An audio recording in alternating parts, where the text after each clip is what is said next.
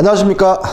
자, 이번 강의는 페이지 173페이지죠. 173페이지 보시면 중간에 이해가지고 절대권이라는 얘기가 나와 있죠.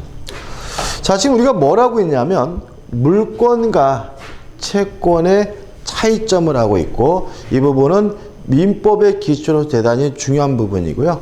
특히 지금부터 말씀드리려고 하는 절대권 개념은 중요합니다. 일단 물권은 절대권입니다. 이에 반해서 채권은 상대권이라고 합니다. 절대라는 말은 우리 민법에서는 무슨 뜻을 쓰고 있냐면 모든 사람이란 뜻으로 쓰고 있으니까, 물권이 절대권이라는 말은 모든 사람에게 주장할 수 있는 권리라는 뜻이고요. 상대라는 말은 우리가 무슨 의미를 쓰고 있죠? 특정된 사람이란 의미로 쓰고 있으니까, 채권이 상대권이라는 말은 특정된 사람에게만 주장할 수 있는 권리라는 의미를 갖게 됩니다. 따라서 이런 의미인 거죠. 자, 한번 생각해 보세요. 갑이라는 사람이 A라는 건물에 뭐가 있냐면 소유권이 있어요. 그러면 갑은 자신의 소유권을 세상 모든 사람에게 뭐 할 수 있는 거예요? 주장할 수 있는 거죠. 따라서 물권은 모든 사람에게 주장할 수 있다. 뭐가 돼요? 절대권이 되는 거죠. 이에 반해서 을이 갑에게 1억을 빌려줘서 1억을 달라고 요구할 수 있는 채권이 있다면 갑에게만 돈 달라고 할 수 있는 거예요.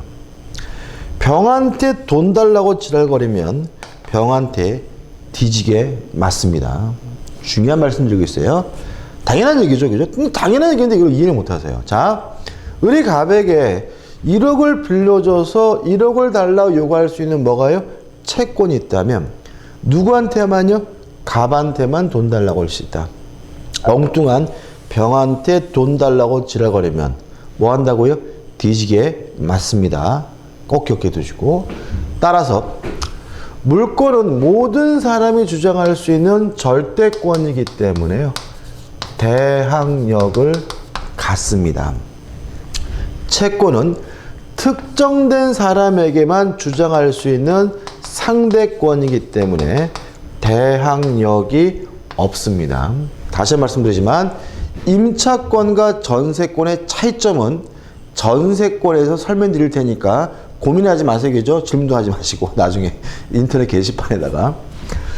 자, 임차권은 채권입니다. 따라서 뭐가 없어요? 대항력이 없고요. 왜요?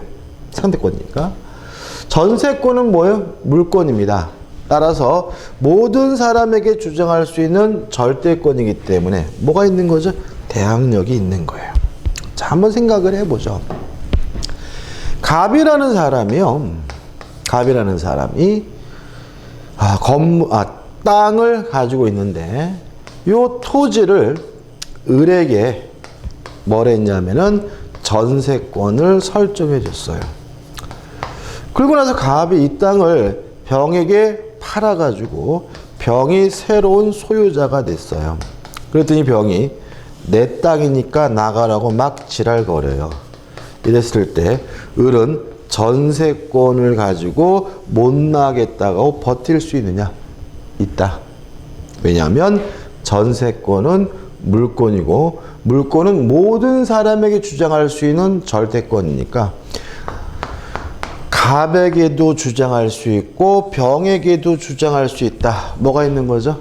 대항력이 있는 거죠. 이에 반해서 을이 가지고 있는 권리가 전세권이 아니라 임차권이라면, 병이 내 땅이니까 나가라고 지랄거릴 때 나는 임차권이 있으니까 못 나갑니다라고 버틸 수가 없다. 임차권은 채권, 채권은 특정한 사람에게만 주장할 수 있는 상대권이에요.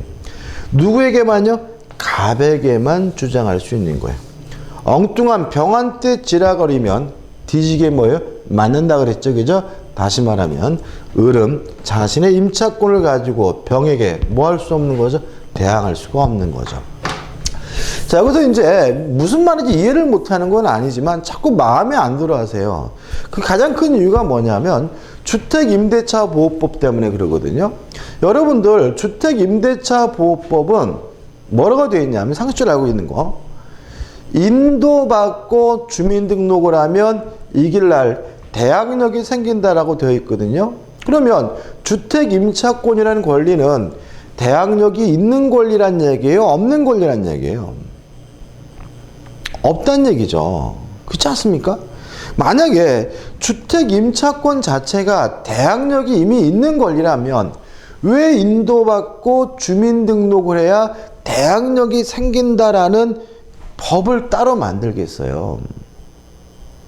주택임차권도 뭐가 없기 때문에 대항력이 없으니까 인도받고 주민등록을 해야 대항력이 취득한다는 뭘 만드는 거예요? 법을 만든 거잖아요. 그죠? 이런 얘기입니다. 주택임차권도요. 일단은 뭐가 없어요? 대항력이 없는 거예요. 다만 인도받고 주민등록을 해야 비로소 뭘 갖게 되는 거죠? 대항력을 갖게 된다는 얘기예요. 동의하시죠? 따라서 모든 임차권은 예외 없이 대항력이 없어요. 왜요? 임차권은 채권이고 채권은 특정된 사람에게만 주장할 수 있는 뭐예요? 상대권이기 때문에 꼭 이해하시고 받아들이셔야 되고요. 그 다음에요. 물권은 모든 사람이 주장할 수 있는 절대권이기 때문에 물권을 행사함에 있어서 굳이 대의할 필요가 없어요. 이에 반해서 채권은 특정된 사람에게만 주장할 수 있는 상대권이기 때문에 채권을 행사할 때는 뭐 할 필요가 있냐면 대의에서 행사할 필요가 있어요. 자, 이것도 이제 우리가 반드시 이해하고 접근해야 될 문제고요. 그동안 우리가 공부했던 거 두 가지만 좀 복습을 해볼까요? 자, 한번 생각해 보세요. 두 가지입니다.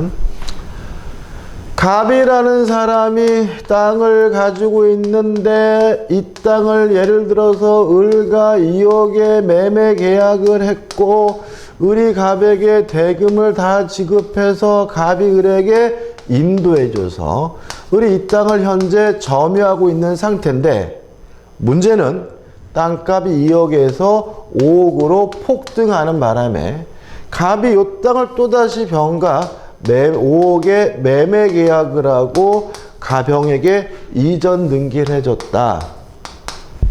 이중매매죠. 그죠? 기억나시죠? 자, 그럼 여기서 요 토지의 소유자는 누구예요? 병이죠. 그죠? 이중매매는 원칙적으로 뭐예요? 유효합니다. 따라서 둘 중에 누가 소유권을 갖습니까? 먼저 등기한 사람이 소유권을 갖는다. 따라서 병은 뭐가 있는 거예요? 소유권이 있죠. 그래서 병은 지금 이 땅을 점유하고 있는 을에게 나가라고, 내놓으라고 반환을 청구할 수 있겠죠. 그죠? 이때 갑을 대의해서 인도를 청구해요? 아니면 직접 달라고 인도를 청구할 수 있는 거예요? 대의해서 행사해야 돼요? 직접 할 수 있는 거예요? 직접 할 수가 있다.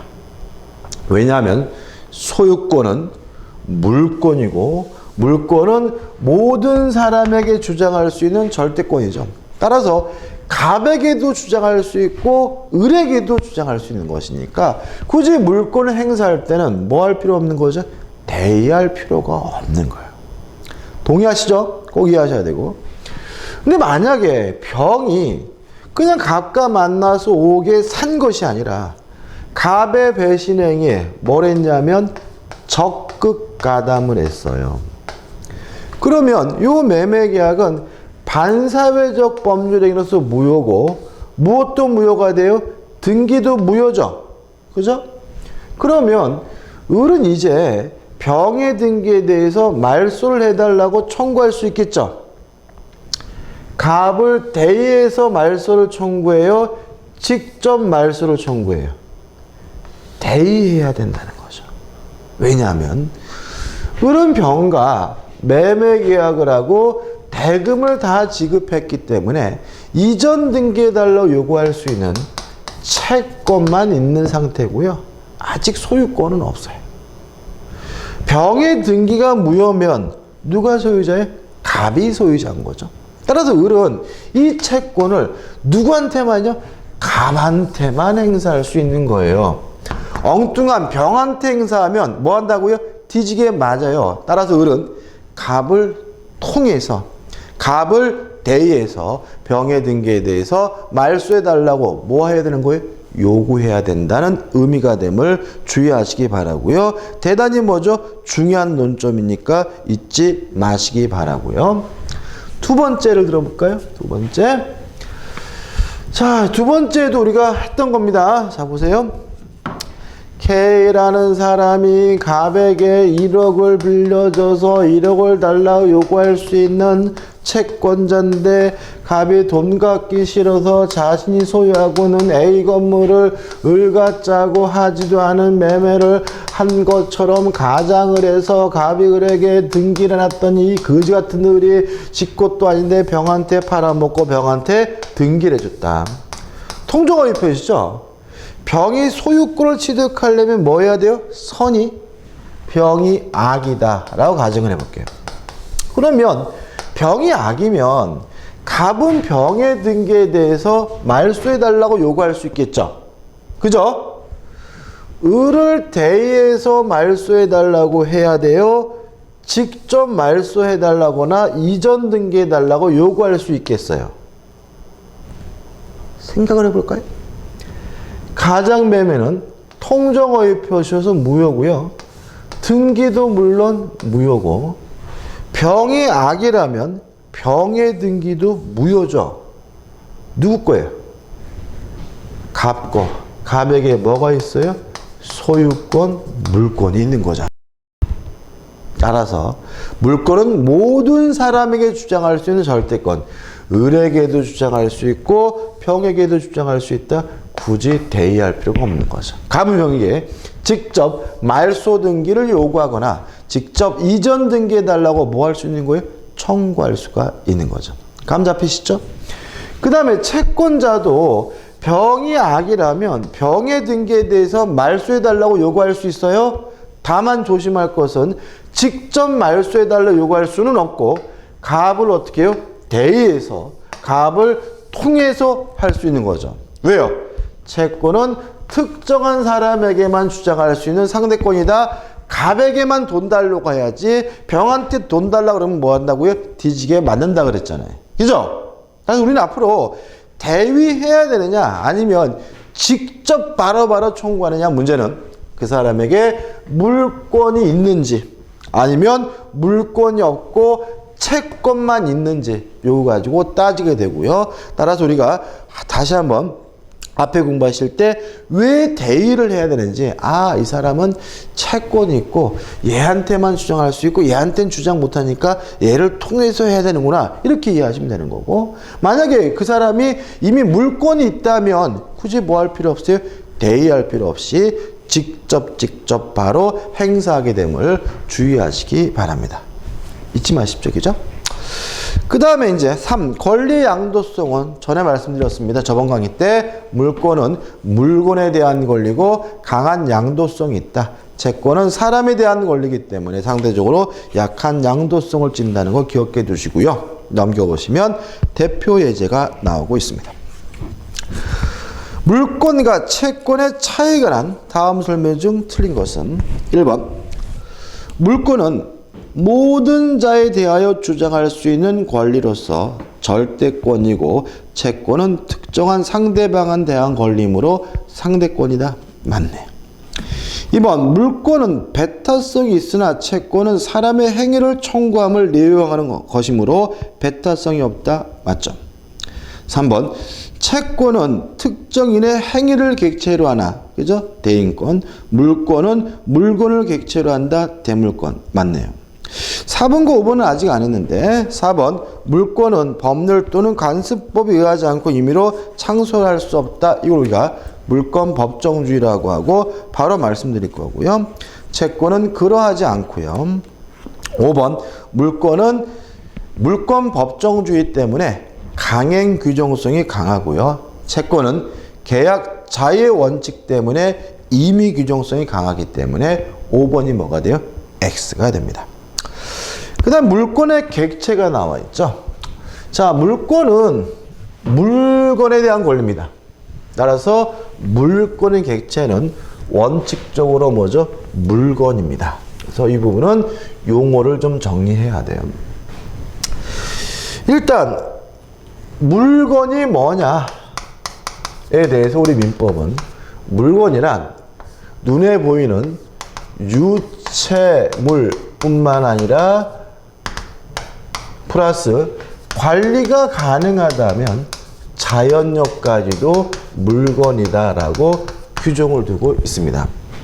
여기서 조심할 것은 뭐냐면 지금부터 배우는 물건에 대한 개념은 과학적 학문적 개념이 아니에요. 법적인 개념이에요. 무슨 말 아시겠어요? 여러분들 우리 법은 사물을 둘로 나누고 있어요. 사람과 물건. 그 외에는 법적으로는 아무것도 없어요. 그래서 사람이 아니면 다 뭐로 들어가요? 물건으로 들어가는 거거든요. 그러니까 이거는 과학적 학문적 개념이 아닌 거예요.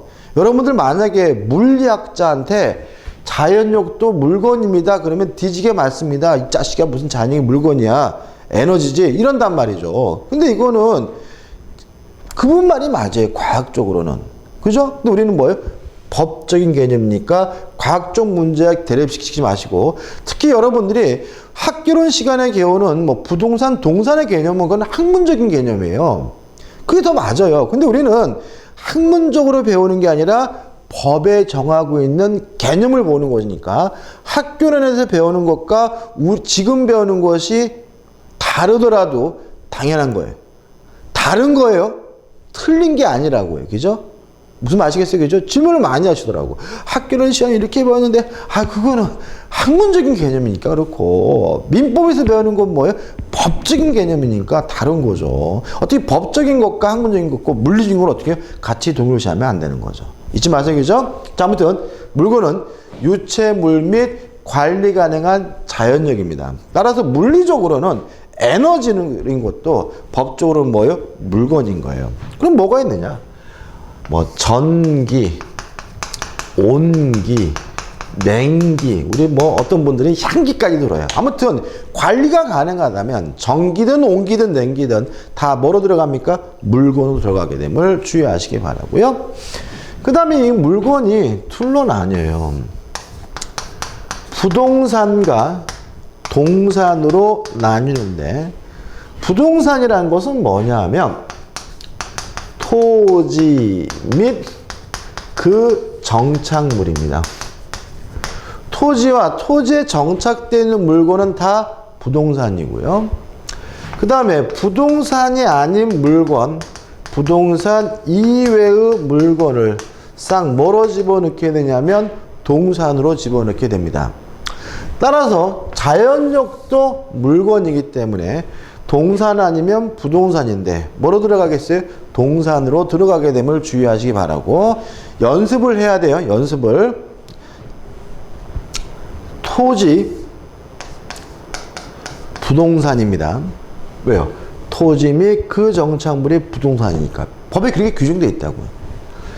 건물 부동산입니다. 왜요? 건물은 토지에 뭐가 되어 있어요? 정착되어 있기 때문에. 여기서 조심할 것은 우리 법이 건물이 부동산이다 이렇게 규정한 게 아니라 토지에 정착되어 있는 것이 뭐예요? 부동산이다 이렇게 규정되어 있잖아요. 따라서 컨테이너 하우스 같은 경우에는 부동산이 아니에요. 왜요?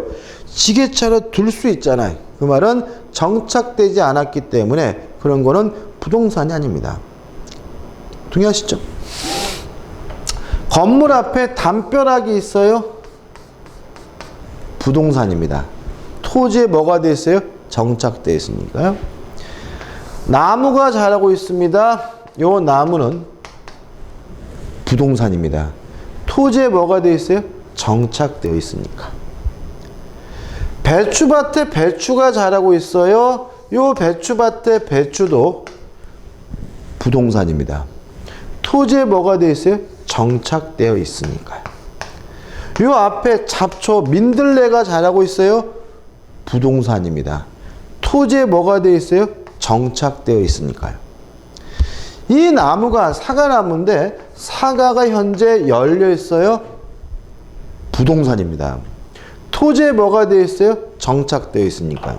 여러분들 우리가 앞으로 민법책에서 나오는 농작물은 부동산이에요. 공부하실 때 자꾸 이 배추밭의 배추를 동산으로 이해하시면 또 내용이 이상해요. 그죠?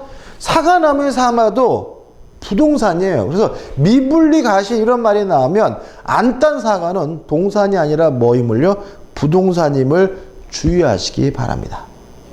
이해되시죠? 받아들이셔야 돼요. 자, 배추밭에 배추를 뽑았어요. 그럼 뭐로 바뀌어요? 동산으로 바뀌는 거죠. 사과나무의 사과를 땄어요. 뭐로 바뀌어요? 동산으로 바뀌는 거예요. 나무를 잘랐어요. 뭐로 바뀌어요? 동산으로 바뀌는 거죠. 가을에 막 낙엽이 떨어져요. 무슨 말입니까? 아, 부동산이 동산으로 바뀌겠구나 이런 얘기죠. 왜요? 나뭇잎에 나무는 뭐예요? 부동산인데 떨어지면 뭐로 바뀌어요? 동산으로 바뀌니까요. 다시 말씀드리지만 지금 이거는 법적인 개념이지 학문적인 개념이 아니니까 뭐 학개론과 다르다 그래서 오해하지 마시기 바랍니다. 꼭 잊지 마시고 배추밭에 배추 뭐예요? 부동산입니다. 그 다음에 교재 우측에 보시면은 일몰일건주 해가지고 한 개의 물건에는 한 개의 물건만이 있다 이런 말이 나와 있는데 이거는 공시법에서는 대단히 중요한 개념이지만 우리 민법은 그닥 중요하지 않아요. 설명 안 드릴 거고 한번 쭉 읽어보시고 만약 모르는 말이 나오더라도 걱정하지 마세요. 중요한 거면 제가 관련된 부분에서 설명드릴 거예요. 그 다음에 넘겨보시면 자 178페이지 오시면 뭐가 나오냐면 물권의 종류가 나오는데 이 물권의 종류부터는 다음 강의 때 이어서 들어가도록 하겠습니다. 감사합니다.